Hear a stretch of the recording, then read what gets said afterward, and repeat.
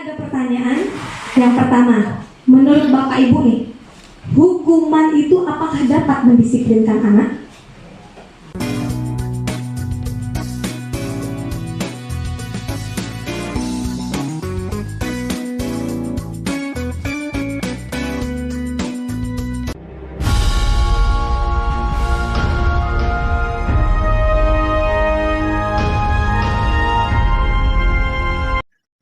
Assalamualaikum warahmatullahi wabarakatuh. Apa kabar Bapak Ibu guru hebat? Tugas menjadi guru tidak hanya mengajar, namun tanggung jawab besar adalah mendidik. Mendidik murid menjadi murid yang memiliki moral dan akhlak yang mulia. Namun, bagaimana kita bisa menciptakan murid yang memiliki akhlak mulia tersebut? Apakah dengan mendisiplinkan murid dengan tindakan tegas? Dan terkadang terlalu menekan mereka menjadi seperti apa yang kita inginkan. Kemudian membuat murid menjadi merasa bersalah atas tindakannya, atau memberi motivasi berupa hadiah untuk penyemangat mereka. Tidak, Bapak Ibu guru hebat. Itu semua hanya akan melahirkan murid yang memiliki motivasi ekstrinsik, yang mendorong murid melakukan segala sesuatu hanya karena takut dan hanya karena ingin mendapatkan imbalan. Lalu, bagaimanakah peran kita memandu mereka menjadi murid yang memotivasi diri mereka dari dalam diri mereka? Salah satu cara yang bisa kita terapkan dalam menanamkan kesadaran murid atas tanggung jawab pada dirinya sendiri adalah dengan menanamkan disiplin positif. Tujuan dari disiplin positif ini adalah menanamkan motivasi yang ada pada diri murid-murid, yaitu untuk menjadi orang yang mereka inginkan dan menghargai diri sendiri dengan nilai-nilai yang mereka percaya. Ketika murid-murid kita memiliki motivasi tersebut, mereka telah memiliki motivasi intrinsik yang berdampak jangka panjang. Motivasi yang tidak akan terpengaruh pada adanya hukuman atau hadiah. Mereka akan tetap berperilaku baik dan berlandaskan nilai-nilai kebajikan karena mereka ingin menjadi orang yang menjunjung tinggi nilai-nilai yang mereka hargai atau mencapai suatu tujuan mulia. Menurut Diane Gossen dalam bukunya Restructuring School Discipline, menyatakan ada 3 motivasi perilaku manusia. Yang pertama, motivasi untuk menghindari ketidaknyamanan atau hukuman. Dan biasanya orang yang motivasi perilakunya untuk menghindari hukuman atau ketidaknyamanan, maka mereka akan bertanya, apa yang akan terjadi apabila saya tidak melakukannya? Dan hal ini merupakan motivasi yang berasal dari luar atau yang disebut juga dengan bersifat eksternal. Yang kedua yaitu motivasi untuk mendapatkan imbalan atau penghargaan dari orang lain. Di sini orang yang berperilaku untuk mendapatkan imbalan atau penghargaan dari orang lain, biasanya orang tersebut akan bertanya, apa yang akan saya dapatkan apabila saya melakukannya? Nah, jadi mereka melakukan sebuah tindakan hanya untuk mendapatkan pujian dari orang lain yang menurut mereka penting dan mereka letakkan dalam dunia berkualitas mereka. Motivasi ini juga bersifat sebagai motivasi eksternal. Yang ketiga, yaitu motivasi untuk menjadi orang yang mereka inginkan dan menghargai diri sendiri dengan nilai-nilai yang mereka percaya. Orang dengan motivasi ini akan bertanya, akan menjadi orang yang seperti apa apabila saya melakukannya? Mereka melakukan sesuatu karena nilai-nilai yang mereka yakini dan hargai. Dan mereka melakukannya karena mereka ingin menjadi orang yang melakukan nilai-nilai yang mereka yakini tersebut. Ini adalah motivasi yang akan membuat seseorang memiliki disiplin positif. Karena motivasi ini berperilakunya bersifat internal, bukan eksternal, yang datangnya dan hadir dari dalam diri seseorang. Kita percaya bahwa murid memiliki tujuan di balik perilaku mereka. Salah satunya adalah untuk memenuhi kebutuhan dasar mereka. Seluruh tindakan manusia memiliki tujuan tertentu. Semua yang kita lakukan adalah usaha terbaik kita untuk mendapatkan apa yang kita inginkan. Ketika kita mendapatkan apa yang kita inginkan, sebetulnya saat itu kita sudah memenuhi satu atau lebih dari satu kebutuhan dasar kita. Ada 5 kebutuhan dasar kita, yakni yang pertama adalah bertahan hidup. Yang kedua, kebutuhan akan kasih sayang dan rasa diterima. Yang ketiga, kebutuhan akan kebebasan. Yang keempat, kebutuhan kesenangan. Dan yang kelima adalah kebutuhan penguasaan. Ketika seorang murid melakukan suatu perbuatan yang bertentangan dengan nilai-nilai kebajikan atau melanggar peraturan, hal itu sebenarnya dikarenakan mereka gagal memenuhi kebutuhan dasar mereka. Diane Gosen dalam bukunya tahun 1998 mengemukakan bahwa guru perlu meninjau kembali penerapan disiplin di dalam ruang-ruang kelas mereka selama ini. Apakah telah efektif, apakah berpusat, apakah memerdekakan, atau apakah memandirikan murid? Bagaimana dan mengapa? Melalui serangkaian riset dan berdasarkan pada teori kontrol Dr. William Glasser, Gosen berkesimpulan ada 5 posisi kontrol yang diterapkan seorang guru, orang tua, ataupun atasan dalam melakukan kontrol. Kelima posisi kontrol tersebut adalah: pertama adalah penghukum. Orang-orang yang menjalankan posisi penghukum senantiasa mengatakan bahwa sekolah memerlukan sistem atau alat yang dapat lebih menekan murid lebih dalam lagi. Yang kedua, pembuat merasa bersalah. Pada posisi ini biasanya guru akan bersuara lebih lembut. Pembuat rasa bersalah akan menggunakan keheningan yang membuat orang lain merasa tidak nyaman, bersalah, atau rendah diri. Di posisi ini murid akan memiliki penilaian diri yang buruk tentang diri mereka. Murid merasa tidak berharga dan telah mengecewakan orang-orang disayangi. Yang ketiga adalah posisi kontrol sebagai teman.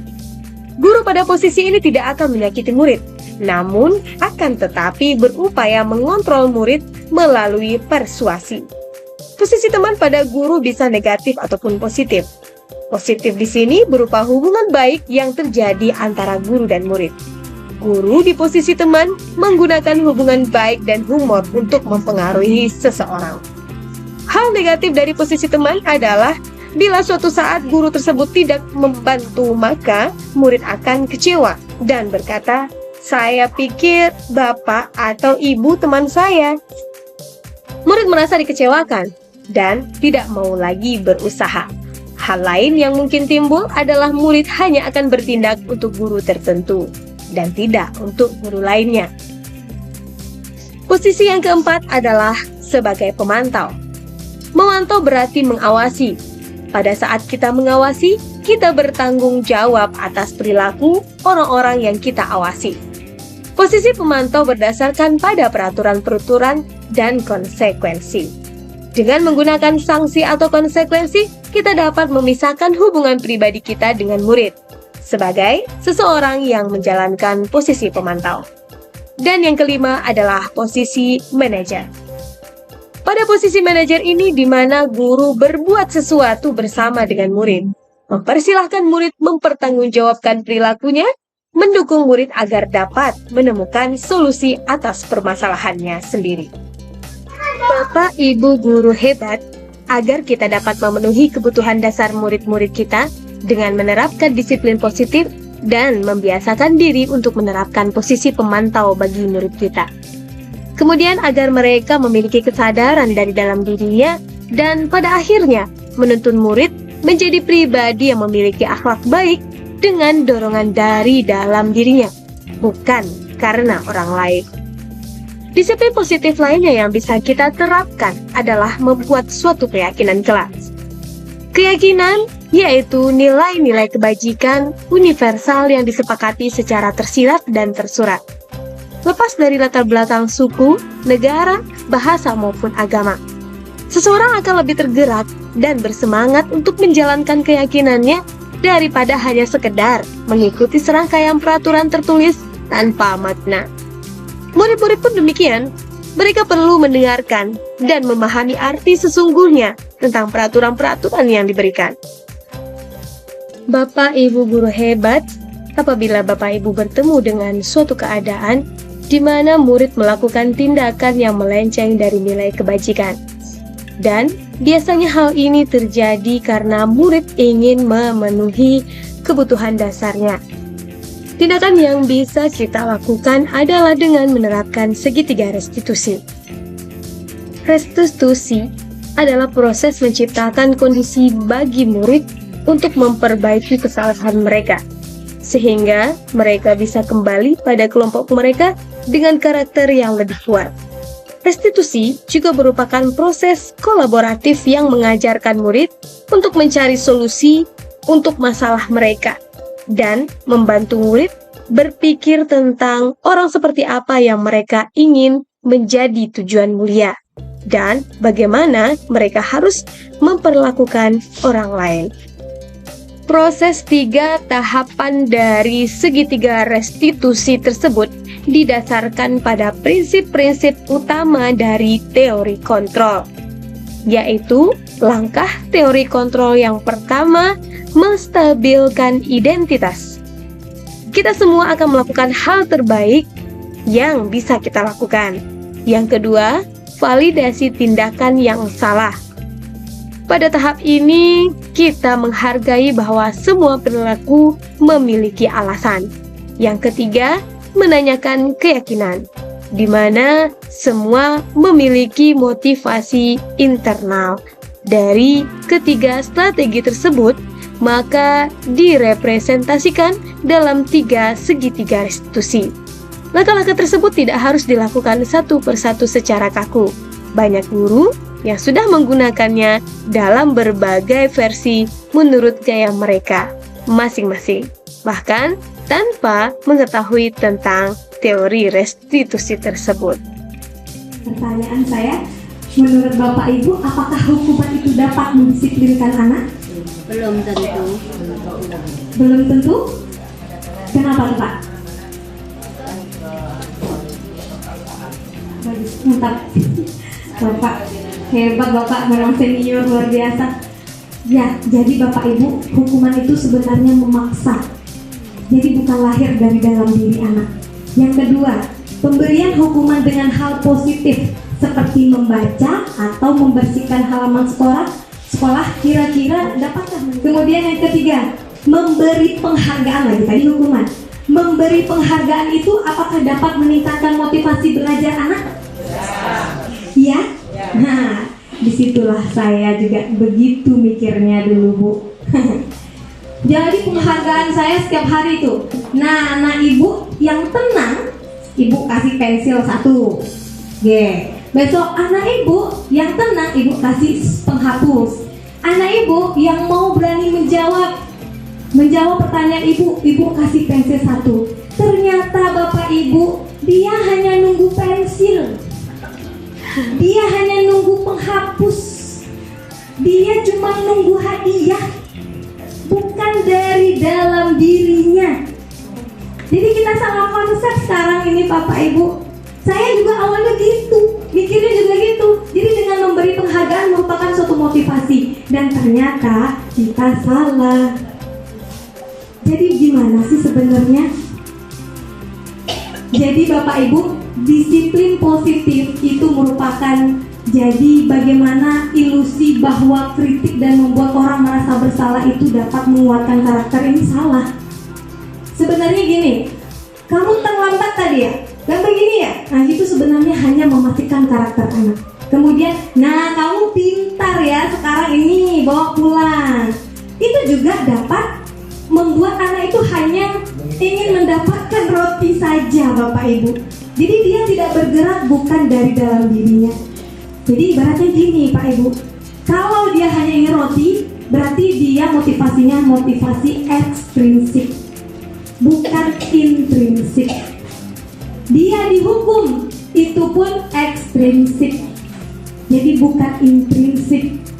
Jadi banyak hal yang sudah salah konsep kita Pak. Saya ketika belajar di CGP ini, waduh ternyata udah banyak kita salah selama ini. Nah itu Bu, jadi kenapa kita, oh enggak nih CGP ku jadi kepala sekolah, bukan itu tujuan kita. Kita mau membentuk karakter anak. Bagaimana kita belajar, bagaimana yang sesungguhnya itu. Nah, kemudian jadi Bu, ini menurut teori Dr. William Glasser. Teori itu ada dua, ada teori ekstrinsik, ada teori intrinsik. Kalau ekstrinsik itu dari luar, intrinsik itu dari dalam. Nah, jadi Bapak Ibu, tujuan kita penerapan disiplin positif agar membentuk murid-murid ini berkarakter. Jadi dalam menciptakan lingkungan yang positif, maka setiap warga sekolah, pemangku kepentingan perlu saling mendukung dan menerapkan nilai-nilai kebajikan. Nah, ini dia dihukum oleh penghargaan yang saya sampaikan tadi Bu. Jadi bahwa penghargaan itu sama dengan hukuman. Jadi dalam arti meminta atau memujuk seseorang untuk melakukan sesuatu, untuk memenuhi sesuatu itu karena hanya dorongan eksternal, hanya ingin dapat barang, hanya ingin dapat reward. Ya kan Bapak Ibu? Jadi itulah yang perlu kita luruskan. Kalau anak-anak kan konsepnya seperti itu, beda kalau sama orang dewasa, nggak sama. Nah ini Bu, coba kita terka. Ada dua hal, ada hukuman, ada konsekuensi. Kalau hukuman menurut Bapak Ibu apa? Apakah sama hukuman dengan konsekuensi? Bu, sama ada hukuman sama konsekuensi? Kalau hukuman ini ibaratnya bagaimana Bapak Ibu? Keterpaksaan. Kita tahu itu dipaksa. Kadang hukuman itu tidak sesuai Pak. Kalau talambe anak tipu awak talambe lari lapangan 10 kali liang. Padahal dia terlambat. Apakah ada hubungan dengan kakinya? Dia terlambat loh. Terus kalau dia nggak bikin PR, awak ada gue PR tarujo tagak di muka kaki sabalah. Dia nggak bikin PR, kok kakinya yang jadi korban. Itu yang hukuman. Hukuman itu nggak sesuai dengan apa yang menjadinya. Kalau konsekuensi itu adalah apa yang sudah dia lakukan, itu balasannya, balasan dari apa yang dia lakukan. Sekarang kita lihat nih Bapak Ibu, mencatat 100 kali dalam buku kalimat saya tidak akan terlambat lagi karena terlambat ke sekolah. Kira-kira itu hukuman atau konsekuensi Bapak Ibu? Kok sesuai nggak sesuai tadi Bu? Dia terlambat, kemudian disuruh nyatat. Sesuai nggak kira-kira? Itu hukuman atau konsekuensi? Hukuman. Yang kedua, lari mengelilingi lapangan basket 2 kali karena terlambat hadir sekolah. Hukuman. Murid diminta untuk push up 15 kali karena tidak menggunakan masker ke sekolah. Hukuman. Menggantikan kertas tugas temannya yang telah dicoret-coret. Konsekuensi. Membersihkan tumpahan air di meja tulis karena tersenggol pada saat belajar. Konsekuensi. Murid disuruh untuk tidak mengenakan sepatu seharian di sekolah karena tidak menggunakan sepatu hitam. Hukuman. Kasihan kan? Tapi semenjak saya ikut CGP, waduh saya salah selama ini. Iya benar Pak, benar. Karena belum tahu itu ya Pak ya, jadi masih dimaafkan. Nah jadi ini Bapak Ibu, mencatat 100 kali itu merupakan hukuman, konsekuensi. Jadi tujuan kita adalah membentuk konsekuensi yang nantinya akan melahirkan motivasi intrinsik pada anak. Satu hal yang mungkin saya ingin ceritakan kepada Bapak Ibu, bagaimana saya waktu itu anak ini ngomong yang kotor. Jadi ada satu lagi Bu, keyakinan dengan peraturan. Keyakinan dengan peraturan ini konsepnya berbeda. Kalau keyakinan lahirnya dalam diri, kalau peraturan kita yang atur. Jadi kalau keyakinan diri ini muncul dari dalam diri anak, contoh kayak gini, Bu, kalau ngomong kotor, banyak Bu, anak teman-teman yang ngomong kotor. Oke, apa konsekuensinya? Kata saya, mulutnya dilakban Bu, katanya. Awalnya saya bilang, nggak apa-apa, setuju kamu? Setuju Bu. Nggak apa-apa dilakban mulutnya, nggak apa-apa Bu. Akhirnya mereka lakban mulutnya dan mereka menjalani itu. Alhamdulillah sekarang berkurang yang ngomong-ngomong kotor tuh Bapak Ibu. Jadi yang ngomong itu kan mulut, ya kan? Jadi konsekuensinya adalah mulut yang dikenakan. Jadi konsekuensi itu harus sesuai dengan apa yang mereka lakukan. Jangan mereka terlambat, kita malah suruh mereka lari ke lapangan. Kan tidak cocok. Atau mereka nggak bikin PR, suruh ngebersihin WC, kan nggak cocok ya. Jadi ya. Jadi ada juga suruh bikin PR di luar Bapak Ibu, kan ya kan. Tapi kalau menurut Bapak Ibu cocok nggak itu kalau kasih PR di luar itu, yang mengerjakan PR ketika di jam belajar? Iya, sebenarnya itu juga merupakan hukuman ya Bu ya. Kalau bisa konsekuensinya yang sesuai. Contoh kalau saya ngasih konsekuensinya adalah mengerjakan PR ketika di jam istirahat. Jadi dia istirahat, mengerjakan PR, kemudian baru boleh istirahat kalau udah selesai.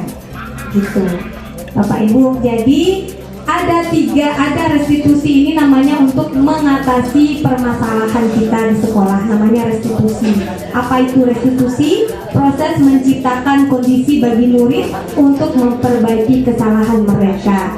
Jadi supaya jelasnya Bapak Ibu, saya punya video mengenai bagaimana, nah ini adalah bentuk video membuat keyakinan kelas. Jadi namanya keyakinan kelas Bu, bukan peraturan lagi. Jadi kita bikin keyakinan kelas itu bersama-sama dengan anak, bukan kita yang bikin aturan lagi Bapak Ibu. Menurut anak Ibu, apa yang bagus kita terapkan di kelas kita supaya kelas kita nyaman. Jadi minta kepada mereka yang menyampaikan apa yang mereka inginkan di kelas tersebut. Mereka mencatat di depan. Terus dikonsepkan dengan dibentuk dalam satu keyakinan.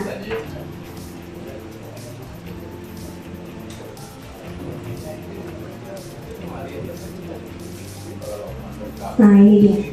Jadi kita bikin bentuk keyakinan kelas, itu saya bikin seperti itu, di bawahnya itu konsekuensinya. Di atas keyakinan kelasnya, di bawah konsekuensinya. Jadi kalau seandainya kita berbicara tidak baik, konsekuensinya apa di bagian bawah. Jadi ketika mereka melakukan itu, mereka tahu apa konsekuensinya dan mereka langsung mengerjakannya. Jadi kita nggak perlu ngomong apa lagi. Jadi kita bilang, kamu anak ibu melanggar apa? Ini Bu, keyakinan kelas itu. Jadi konsekuensinya apa? Nanti dia ngitung sendiri, gitu Bu. Tadi Bu, saya ngajar. Kemudian mereka ada yang ribut ngomong dengan temannya. Nah, apa konsekuensinya? Duduk dekat ibu Bu. Jadi mereka ambil kursi duduk dekat saya. Jadi mereka tahu konsekuensinya Bu. Jadi kita nggak usah ribut marah-marah lagi. Kita kasih konsekuensinya, mereka tahu insya Allah. Jadi memang di awal itu susah Bapak Ibu, tapi lama-lama akan terbiasa. Oke, nah ini ada satu lagi yang posisi 5 kontrol. Jadi posisi 5 kontrol ini mungkin akan lebih jelas maksudnya buat Bapak Ibu. Nah ini dia posisi 5 kontrolnya. Sebelum ada video mungkin saya sampaikan sedikit. Posisi 5 kontrol ini yang biasa dilakukan oleh guru-guru pada umumnya. Yang pertama adalah penghukum.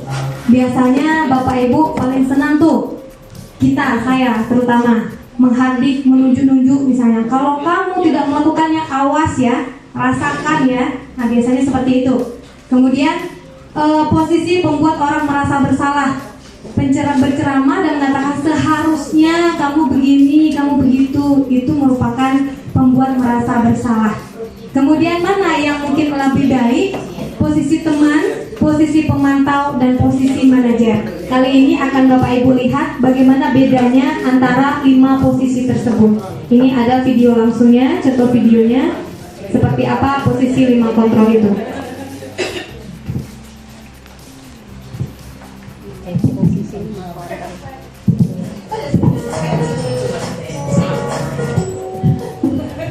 Salam bahagia Ibu dan Bapak guru hebat. Dalam penerapan disiplin positif restitusi, salah satu program yang dikembangkan adalah 5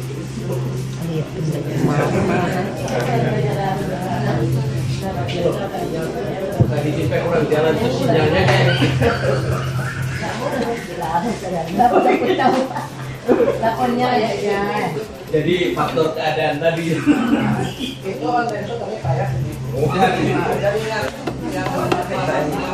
itu airnya Ibu ambil sendiri. keadaan Apa airnya PN? Ya Allah nya nih apa pagi nih. Pada video kali ini kita akan membahas tentang Absennya 2 ya Bapak Ibu ya. Absennya 2 ya. Mana dia? Mengingat posisi kontrol adalah Bedakan nomor posisi penghukum, dua posisi membuat besar besar, tiga posisi teman, empat posisi pemantau atau monitor, dan lima posisi manajer.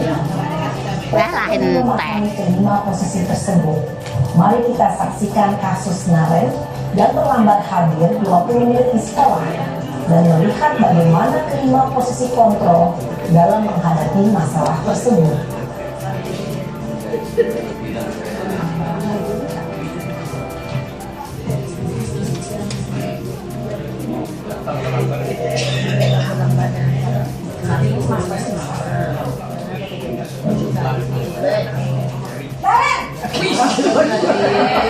Sini kamu. Ada ekspresi sudah. Kamu terlambat. Julilkan dulu. Kamu terlambat.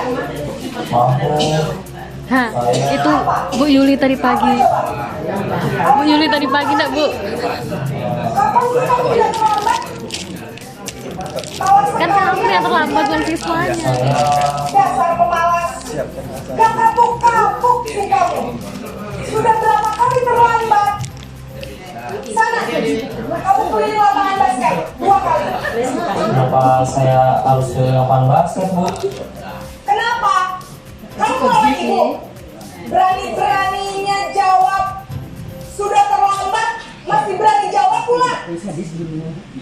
Sekarang, keliling lapangan basket 5 kali sekalian. Biar kapok. Pergi sana ke lapangan basket.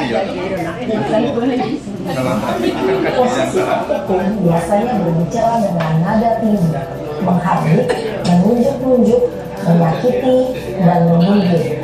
Hukuman bisa berupa fisik maupun psikis. Ibu dan bapak guru hebat. Dampak yang terjadi pada murid ketika guru berada pada posisi penghukum adalah murid cenderung akan memberontak, bahkan menyimpan dendam. Anak.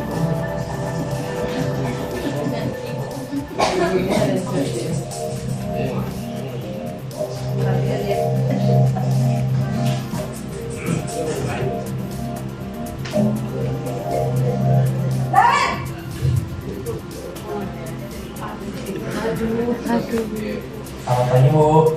Naren, kamu kenapa terlambat lagi, nak? Ya Tuhan, Dia semua umat. Kamu senang ya bikin ibu susah ya? Kalau kamu terlambat lagi, nanti ibu yang ditegur bapak kepala sekolah, nak. Disangka ibu tidak bisa membina kamu. Duh, gimana ini? Maaf, Bu. Duh, Gusti Naren. Kamu suka ya kalau ibu tegur bapak kepala sekolah? Terus, sekarang ibu harus tulis apa ini di buku absen? Ini kamu sudah sering terlambat loh. Ibu harus apa coba? Maaf, Bu. Maaf sekali.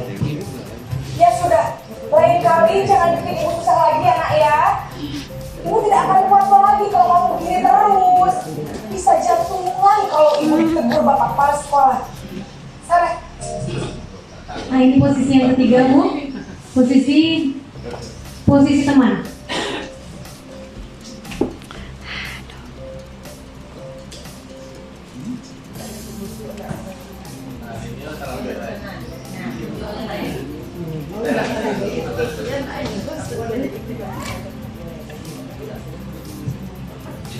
Aduh, kok kayak udah nenek. Selamat pagi, Bu. Wah, sudah jam berapa ini, nak? Terlambat lagi ya, sayang. Iya, Bu. Habis ibu saya lupa membangunkan saya, Bu. Kamu malah menyalahkan ibu kamu. Kamu bukannya anak yang larinya paling kencang. Kok terlambat sih? Iya, Bu. Saya memang terlambat bangun tadi. Jadi, biarpun saya lari kencang,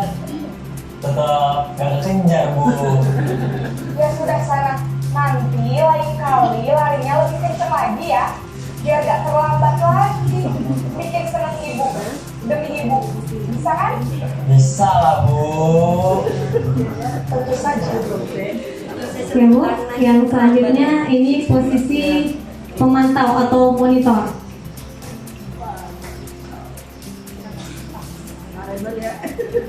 Naren terus ya Bu.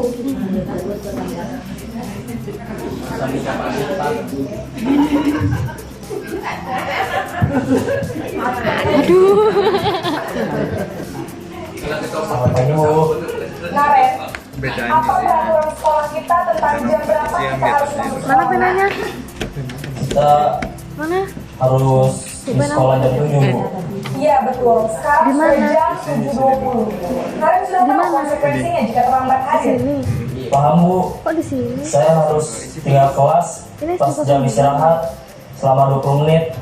Iya benar, konsekuensinya demikian. Nggak di sini, Jadi Pak. nanti jam 9.30 pas Nggak di sini. istirahat, kamu harus tinggal di kelas. Di sini kenapa Kerjakan di sini? tugas tambahan untuk ketertinggalan kamu, ya. Baik Bu. Nah, itu dia Bapak Ibu. Jadi posisi yang paling baik adalah posisi pemantau atau sebagai manajer. Jadi kita membuat mereka memikirkan sendiri apa yang sudah mereka lakukan, kemudian membuat mereka menentukan sendiri konsekuensi apa yang harus mereka lakukan. Jadi kita tidak menuju-nuju, kita tidak menyalahkan mereka, kemudian tidak malah memarahi apalagi. Jadi ibaratnya kita sebagai guru ini adalah membuat mereka memunculkan intrinsiknya dari dalam. Jadi bukan dari kita. Posisi 5 kontrol ini yang biasa dilakukan oleh guru-guru pada umumnya. Yang pertama adalah penghukum. Biasanya Bapak Ibu paling senang tuh, saya terutama menghardik, menunjuk-nunjuk misalnya. Kalau kamu tidak melakukannya, awas ya, rasakan ya. Nah biasanya seperti itu. Kemudian posisi membuat orang merasa bersalah. Berceramah dan mengatakan seharusnya kamu begini, kamu begitu, itu merupakan pembuat merasa bersalah. Kemudian mana yang mungkin lebih baik? Posisi teman, posisi pemantau, dan posisi manajer. Alhamdulillah, kehadiran kepada Allah, salam kita kirimkan kepada Nabi kita Muhammad serta kepada ibu-ibu yang saya hormati. Terima kasih banyak sudah menyediakan waktu kepada saya untuk memberikan jumpa pembahasan tentang modul 1.4 namanya Bu, tentang budaya positif. Bagaimana kita menerapkan atau membudayakan budaya-budaya positif di sekolah. Budaya itu mungkin Bapak Ibu udah tahu nggak, budaya itu kan kebiasaan, tradisi yang sudah ada dari dahulu turun temurun sehingga terus menerus kita laksanakan menjadi sebuah budaya. Kemudian positif artinya kebaikan, jadi artinya kita memberikan kebudayaan atau kebiasaan yang baik, itu maksudnya budaya positif. Jadi budaya positif itu merupakan kebiasaan baik yang kita terapkan nantinya di lingkungan sekolah, itu maksudnya. Jadi tujuan saya sekarang adalah ingin menyampaikan mengenai budaya positif di sekolah, bagaimana kita menerapkan atau menjalankan budaya positif di sekolah. Apa itu budaya positif? Dari ilmu yang kami dapatkan, budaya positif itu adalah nilai-nilai, keyakinan, kebiasaan yang dilakukan di sekolah dan berpihak pada anak sehingga pada teorinya. Kemudian kenapa harus ada budaya positif di sekolah? Jadi kenapa harus ada? Ini untuk menciptakan suasana pembelajaran yang kondusif. Maka pendukungnya adalah suasana positif. Jadi intinya gini, kita ingin menciptakan sekolah yang baik, otomatis kita harus menciptakan suasana atau budaya positif di sekolah. Dengan adanya suasana positif itu, guru dan murid akan menemukan kondisi pembelajaran yang menyenangkan tanpa ada beban. Kemudian dengan suasana positif secara tidak langsung juga membentuk karakter anak, tidak hanya dari segi intelektualnya juga berbentuk lebih lingkungan yang positif. Maksudnya gini Bapak Ibu, jadi mungkin dari ini ke depan coba kita telisik lagi yang kemarin-kemarin sudah kita lakukan pada anak-anak. Saya mungkin secara pribadi pun masih seperti itu, tapi sedikit banyaknya sudah ingin mengurangi. Jadi pada intinya gini Bapak Ibu, yang apa sih kurikulum merdeka itu? Merdeka itu artinya kita memberikan memberikan anak itu keselamatan dan kebahagiaan. Jadi pada intinya kita mau mengantarkan mereka kepada keselamatan dan kebahagiaan. Jadi mungkin kita pernah di situasi ketika kita tertekan, di situasi ketika kita merasa tidak nyaman di suatu tempat. Contoh kayak kita di sekolah, mungkin ada yang membuat kita tidak nyaman datang ke sekolah, ada yang sertifikat nolak, boleh balik. Jadi ketika itulah kita bisa menjadikan posisi itu kepada posisi murid. Bagaimana kita menciptakan murid itu datang ke sekolah dengan nyaman. Pas nilai sekian tidak ada. Jadi kita sekarang diarahkan bagaimana kita membentuk karakter anak, menjadikan anak itu selamat dan bahagia. Apalagi target utama untuk SD ini bukan kognitifnya. Target utama SD ini adalah budi pekertinya. Jadi itu yang perlu saya garis bawahi. Ya, kemudian Bu, Bapak, ini ada sebuah pertanyaan. Menurut Bapak, menurut Ibu, gimana kira-kira jawabannya? Apakah hukuman itu dapat mendisiplinkan anak? Tidak. Pemberian hukuman dengan hal positif seperti membaca atau membersihkan halaman sekolah dapat meningkatkan disiplin anak dan Tidak setuju. Bisa jadi. Oke, yang ketiga, memberi penghargaan dapat meningkatkan motivasi belajar anak. Bisa jadi. Baik, dan itu adalah hal yang saya pikirkan sebelumnya. Tapi ternyata mungkin nanti kita masuk, nanti Bapak Ibu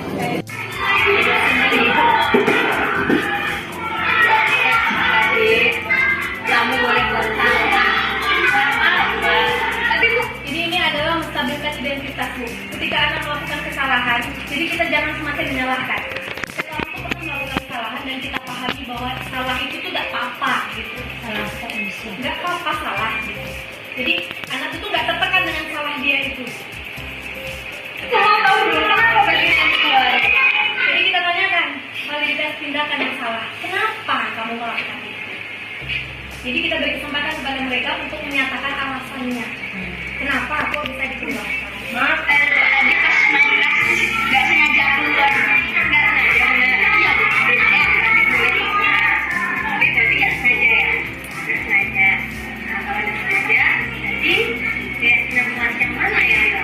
Kita kembalikan kepada keyakinan kelas. Keyakinan kelas yang mana yang dia langgar? Ini adalah menanyakan keyakinannya. Karena sudah, jadi langkah kita tentunya kita bikin keyakinan kelas ini. Itu yang kita buat.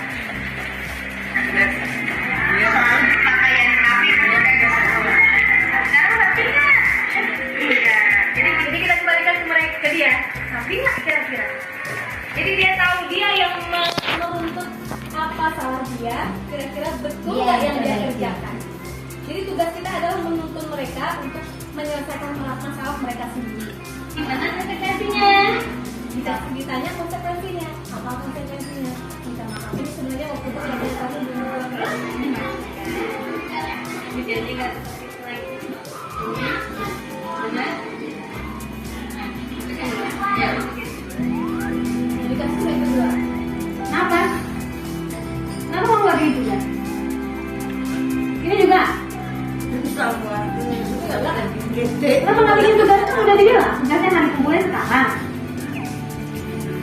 Nggak ada yang boleh nggak mengumpulkan tugas. Itu adalah saya yang sebenarnya, Bu.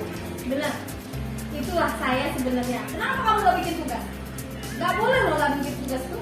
Itu saya seperti itu. Asli. Tapi sejak kejadian ini, paradigma saya berubah. Semuanya harus ngumpulin tugas. Kenapa nggak buat? Kamu banyak kali alasan kamu.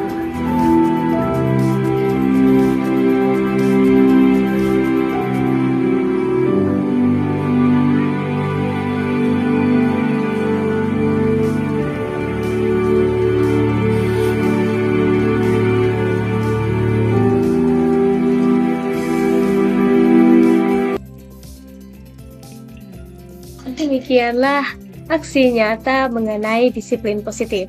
Semoga kita bisa bersama-sama merubah paradigma ke arah yang lebih baik lagi untuk anak didik kita. Wassalamualaikum warahmatullahi wabarakatuh.